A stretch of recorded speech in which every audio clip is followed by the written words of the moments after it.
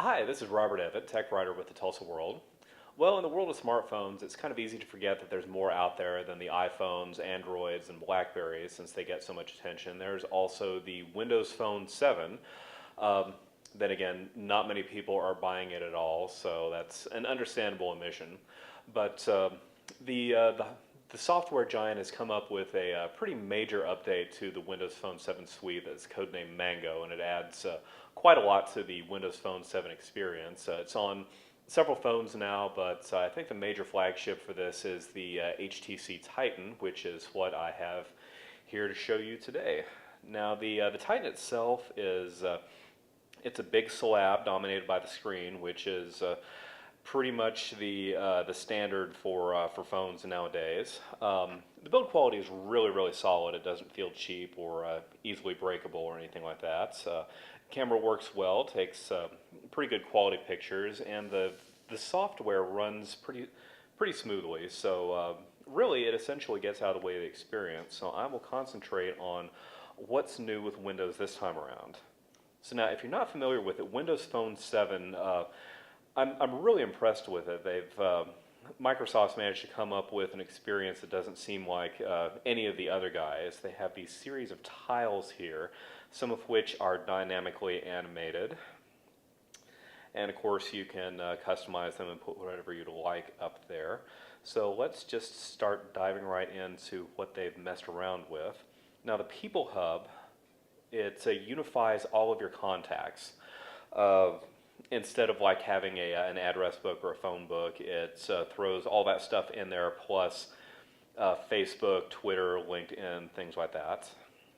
And so here you can see all my Facebook friends here, and it's all mixed up into one, just like the feed here is a combination, in this case, of Facebook and Twitter, and they have all sorts of different things here, which on the one hand, it's nice to have that there, but you can't really get into your notifications through there. To do that, you have to go down to the Notifications tab, which I've seemed to, here we go, which is a little counterintuitive. It would have been nice to have had everything in one place so you didn't have to back out and go back in, but oh well, I do appreciate the philosophy behind people. It's definitely interesting.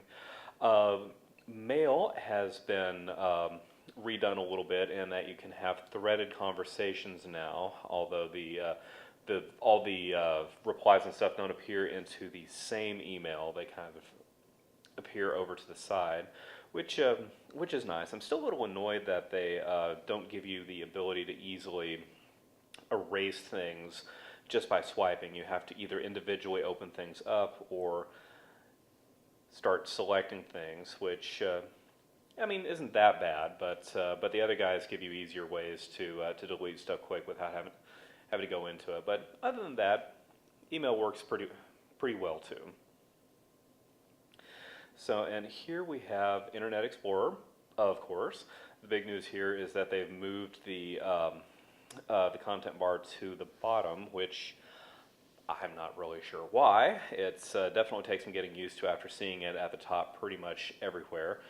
But it's there, and it still works reasonably well.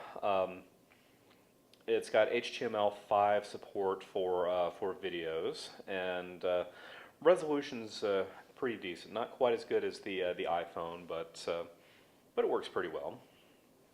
And then you have the integration with Xbox Live, which not only gives you games that are specific to the smartphone, but it also connects if you have a Xbox 360. It'll have, there's my avatar there, and all my gamer points and achievements and things like that. So if something like that is important to you, then, you know, there it is. Now, something I found very interesting in this update is what they call the local scouts. So let's open that up.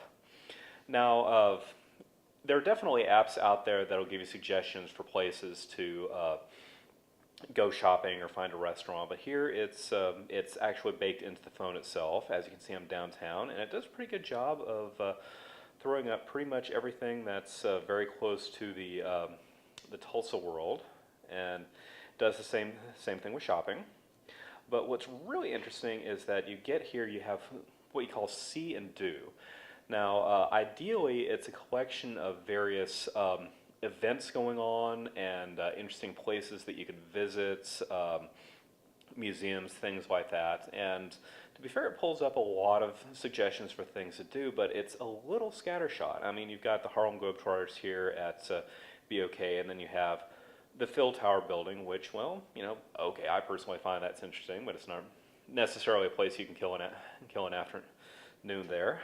It has multiple listings for, we've got a special showing of the Met at Cinemark. It'd be nice if it would combine them. And strangely enough, we get the Bartlesville Symphony, but we don't get something like the Philbrook Museum, which would have been nice. And then it showed me directions to the Midtown Adult Theater. I don't know why, but if that's something you want to see and do, I guess it's there. So it'll be nice to see how it evolves, but right now it's a little scattershot. So other small changes we have, something that's kind of bugs me is that the calendar's nice, but it automatically puts up notifications and invites from Facebook into the calendar, and you can't just erase them. You have to actually go into the invites and select attend or not attend. So if you have nice but well-meaning people who spam you with a lot of invitations and things, then you're going to be running into that. And the other thing is that, well, because Windows Phone just isn't all that popular, the marketplace is still pretty much on the weak side. I mean, it doesn't really have nearly as many apps as the iPhone or Android. So developers, I guess, for the most part, have decided that they could spend their development money better elsewhere. So I mean, there's some apps out there, but not as much as you'd like. And also, they've introduced multitasking. You hold down the back button, and now you have everything that you've had opened up recently, although it's fairly limited in the amount of things that it can hold up. I had the photo app up a little earlier, and now it's gone, so you're not going to be able to multitask with too many things, but still, you can multitask with a few things. Personally, I like where they're going with Windows Phone 7, and it's obvious that they're putting a lot of effort into it.